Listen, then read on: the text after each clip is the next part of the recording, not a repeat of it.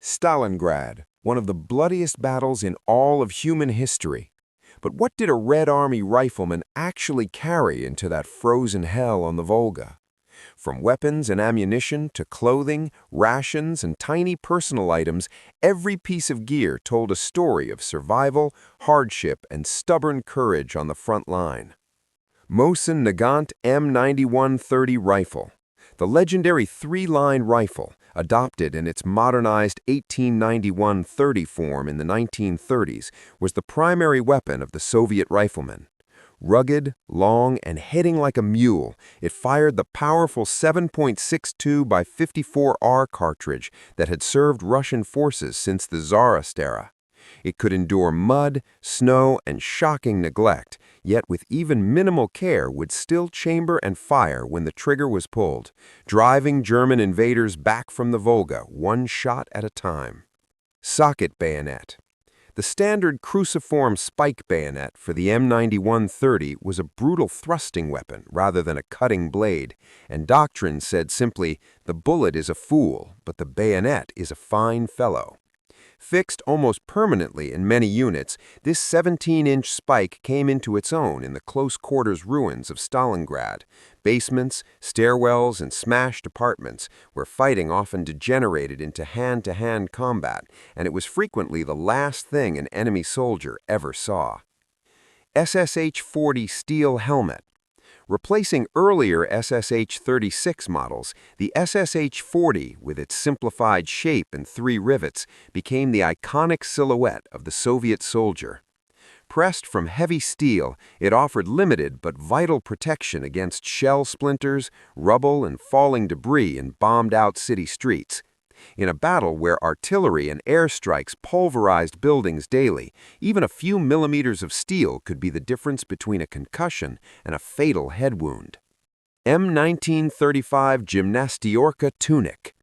This classic pre-war Red Army uniform top, simple in cut and designed for mass production, made from coarse cotton or wool blends, it was durable enough to survive weeks of trench living and street fighting.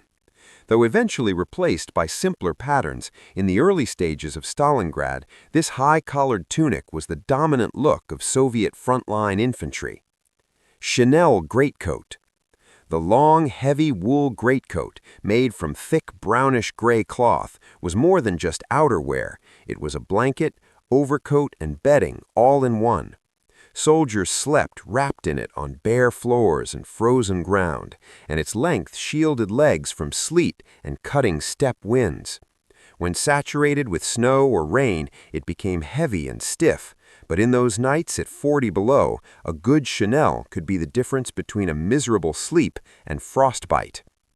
Telogreika padded jacket, the famous Vatnik.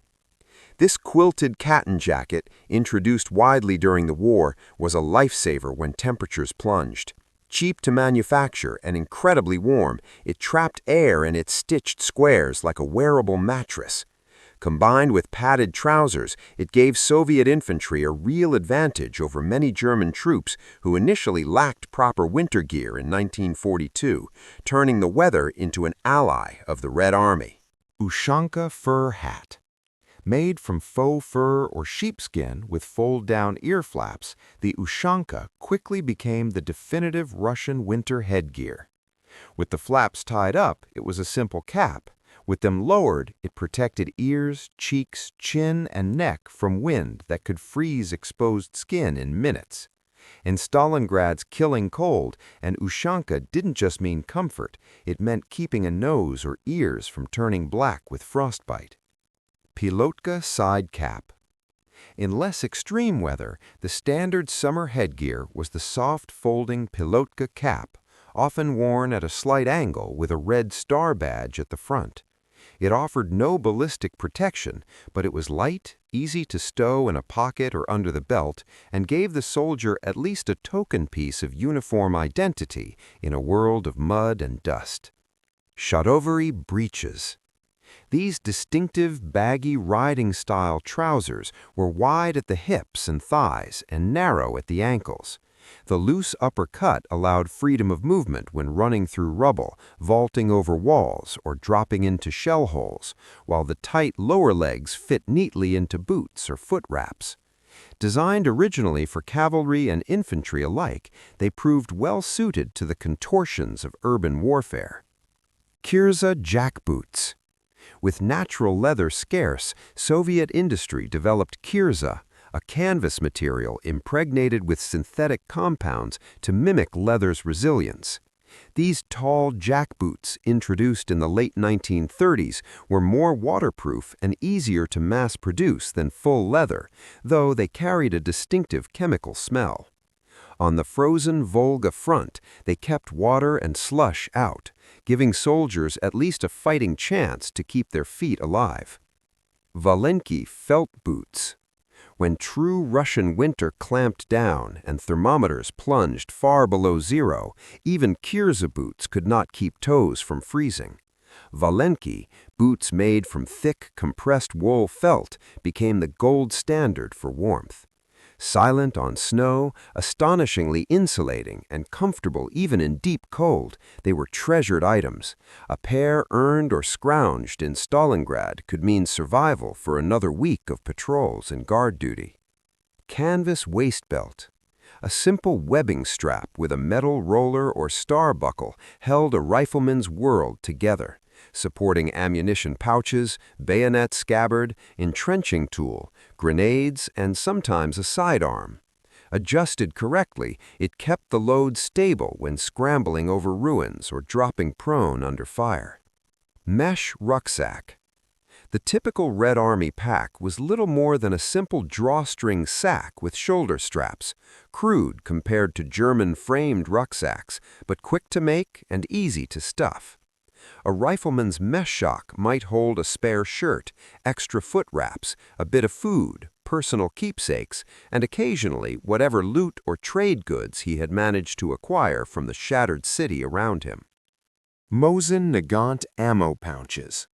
Usually made from pebbled leather or later from a Kirza substitute, these twin-compartment pouches rode on the front of the belt. Each held several 5-round stripper clips of 7.62 by 54R ammunition, keeping cartridges relatively clean and organized for rapid reloading. In a battle where firepower often meant survival in close-range duels, knowing exactly where those clips were mattered.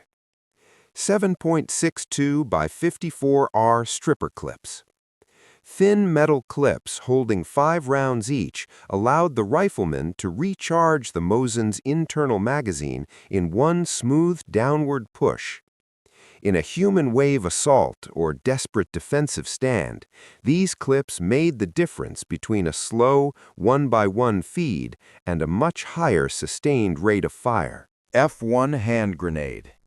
Nicknamed the Limonka, or lemon because of its shape, this classic Soviet defensive grenade had a thick cast-iron body scored for fragmentation. When it detonated, it hurled heavy steel fragments over a wide radius, farther, in fact, than many average soldiers could reliably throw it. That meant it was best used from behind cover, lobbing it at advancing enemy troops in streets, stairwells, and courtyards. RGD-33 stick grenade. This older, more complex grenade featured a cylindrical head on a hinged handle. Before throwing, the user had to perform a careful priming sequence under stress, removing and striking a cap, twisting sections to arm the fuse. With an additional fragmentation sleeve slid over the head, it turned into a more lethal anti-personnel weapon. Versatile but fussy, it could be a handful in the middle of a firefight. RPG-40 anti-tank grenade. This heavy, boxy, high-explosive grenade predated shaped charge designs and relied purely on blast to damage armor. To use it effectively, a soldier had to let an enemy tank close within frightening distance before sprinting from cover and hurling the explosive at the tracks or engine deck. At Stalingrad, where tanks often prowled narrow streets, such attacks were acts of near-suicidal courage. Molotov Cocktail. Perhaps the simplest anti-tank weapon of all, a glass bottle of flammable fuel, often thickened with tar or other additives, and fitted with a rag or chemical igniter. Soviet soldiers at Stalingrad hurled Molotovs from upper floors and basements onto German tanks, setting fire to engine grills, blinding drivers and gunners' viewports, and sometimes forcing crews to bail out into waiting rifles and bayonets. MPL-50 Entrenching Tool. Officially a short shovel issued for digging foxholes and trenches, the MPL-50 was also one of the most feared melee weapons on the Eastern Front. Many soldiers sharpened at least one edge, turning it into a compact hatchet perfectly balanced for close combat. In trenches, bunkers, and stairwell brawls, a sharpened spade could be swung faster than a rifle and did terrible damage. Leather spade carrier. This simple leather or canvas frame is attached to the belt, holding the MPL-50 snug against the hip. It kept the tool from swinging wildly when running or crawling, yet allowed the soldier to draw the shovel quickly if he needed to dig in or fight at arm's length. Aluminum Canteen. A standard-issue water bottle made from valuable aluminum alloy, typically carried in a cloth cover on the belt. In practice, it often held not just water, but tea, thin soup, or, when fortune smiled, a ration of vodka to steel nerves. As the war went on and metal grew scarce, some later canteens were made from glass or enamel, more fragile solutions that could shatter under a tank tread or a bad fall. Canvas canteen cover. This simple cloth pouch did more than just attach the canteen to the belt. In summer, soaking the cover in water created evaporative cooling that kept the contents a little less warm and sour. In winter, it provided minimal insulation, sometimes just enough to keep the contents from freezing solid on long marches through the snow. Kidney-shaped mess kit. Modeled broadly on captured German designs, this aluminum mess tin served as pot, pan, bowl, and plate in one. Soldiers lined up at field kitchens with these tins to receive watery soup, kasha, or whatever ration was available, then used the same vessel to heat food over small fires or stoves when no organized kitchen could reach the front. Wooden spoon. In sub-zero Stalingrad, a metal spoon applied to a wet lip or tongue could freeze fast enough to tear skin. A simple carved wooden spoon tucked into a boot leg or belt solved that problem. Light, cheap, and safe to use in bitter cold, it was as personal and valued as any weapon. Gas mask bag. Issued with a chemical mask that was seldom used in practice, this sturdy canvas satchel was quickly repurposed by frontline troops. Many discarded the bulky mask and filled the bag instead with extra ammunition, grenades, tobacco, bread, and other essentials, a discreet second pouch always within arm's reach. Dual compartment oil bottle. A small metal container with two chambers, usually marked with letters or raised symbols, held cleaning solvent in one side and lubricating oil in the other. Soviet ammunition used corrosive primers, which left harmful residues in barrels and bolts. Without regular cleaning and oiling, a Mosin could seize up or rust solid within days. Rifle cleaning kit. A compact roll or tin containing a pull-through cord, jag, bore brush, and muzzle protector completed the maintenance set. Keeping the Mosin-Nagant functional in Stalingrad's combination of dust, brick fragments, and freezing moisture was a matter not just of discipline, but of survival. An uncleaned rifle might fail exactly when its owner most needed it. Bayonet ID Capsule. This small screw-top cylinder, often worn on a cord or attached to the uniform, contained a paper slip with the soldier's personal details, name, year of birth, and unit. Officially, it was meant to help identify remains. In reality, many frontoviki refused to fill them in at all, convinced that doing so was calling death, a kind of bureaucratic last will they preferred not to sign. Red Army Paybook, the Krasnoarmeyskaya Knizhka. This paper booklet served as the soldier's primary identity document, recording service history, decorations, wounds, and unit assignments.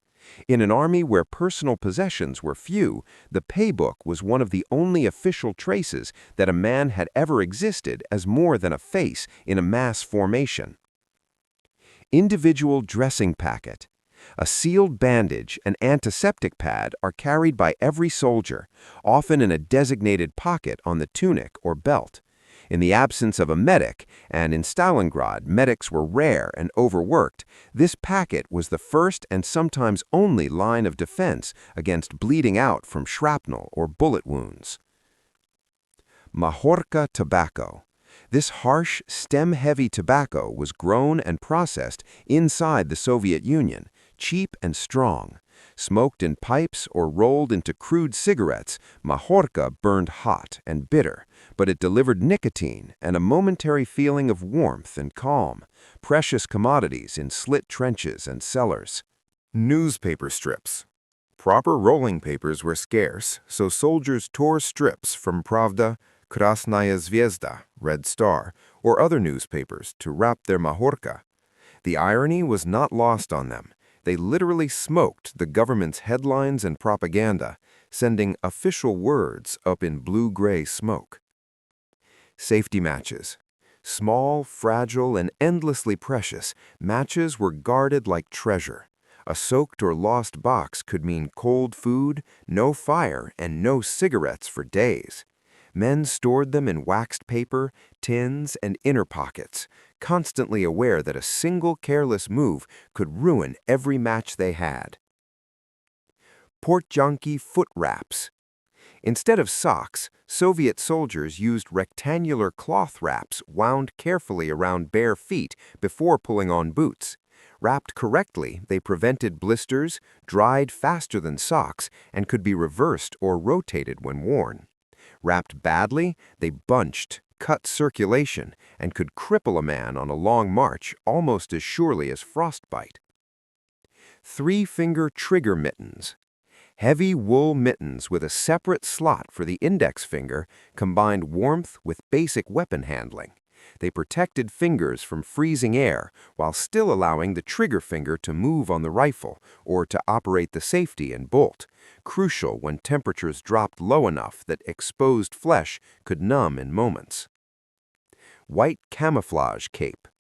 When snow finally blanketed the ruined city and surrounding steppe, this simple cotton overgarment turned a brown-gray soldier into a white ghost.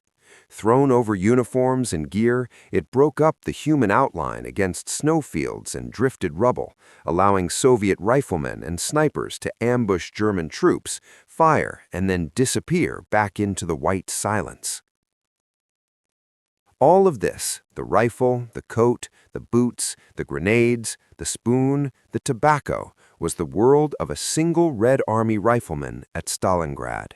He carried it up broken staircases and down into freezing cellars, across streets swept by machine gun fire, and through buildings crushed to skeletons by shelling. None of these items were luxurious. Many were crude, improvised, or barely adequate. But together they formed a thin barrier between that man and the cold, the hunger, and the steel that waited for him each day. In the end, these objects tell a story deeper than any uniform chart or equipment list. They speak of a state that could supply rifles and grenades in vast numbers, but not always socks. Of an army that learned to use winter as a weapon, while its soldiers fought simply to stay warm. Of men who clung to a wooden spoon as carefully as to a bayonet, because both could decide whether they saw another dawn.